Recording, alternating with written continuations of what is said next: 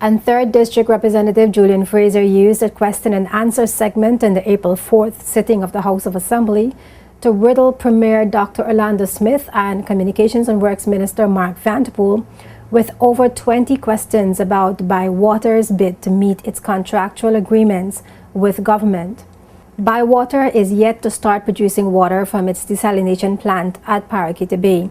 In his response to questions, Minister Vanterpool says the delays that have affected Biwater's ability to deliver water to the territory are a result of insufficient water in the wells at Paraquita Bay to produce a contracted 2.3 million gallons of water per day. He also pointed to government's efforts to allow Biwater to access an adequate water source from the sea. I, as Minister, am surprised to note that the former Minister of Communication and Works was not sufficiently professionally advised that this volume of water could not be extracted from the Paraquita Bay wells. Madam Speaker, tests to ascertain the availability of water in the Paraquita Bay basin for this quantity of water was the least expected when undertaking a $45 million project. Madam Speaker, I cannot sugarcoat it. This delay, as a result of insufficient water in the wells, has caused a shortage of water to the territory for at least 1 year later than expected. This is the reason why this project has been delayed so far, Madam Speaker, and continues to be delayed squarely. Madam Speaker, following advice from Biwater dated January 20, 2012, the government proceeded to work very closely with Biwater through the government's authorizing agencies to find a viable route to source water from the sea as requested by Biwater. As a first step, Madam Speaker, we received a proposal from Biwater to cross pipelines across the public road at Paraquita Bay onto the H. L. Stout College's Marine Center grounds, through the mangroves, through the Hurricane Marine Shelter Lagoon, then eliminating another set of mangroves and the protective berm or hard rock reef from the ocean.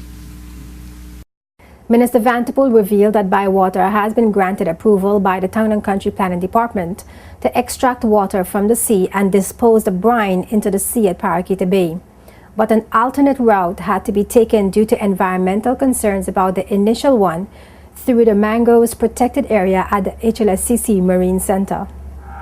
Madam Speaker, the Conservation and Fisheries Department, at the end of their very extensive examination report dated 23rd February 2012, recommended to the Ministry of Natural Resources and Labor that permission be granted by Biwater BVI Limited to install a pipeline on the seabed at Paraquita Bay, Tortola, to extract seawater and discharge brine into the marine environment on 10 conditions in their report.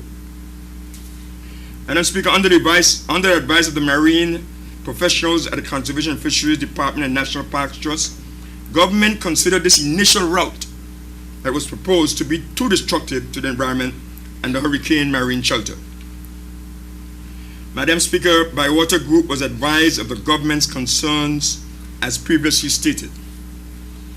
A further alternative that was presented was taking the pipelines along the road to Brandywine Bay, across the beach and out to sea, which we also considered may have had some adverse environmental impact on the seabed, including the destruction of the seagrass and corals in the Brandywine Bay Basin, as well as causing major disruption of daily traffic along the road.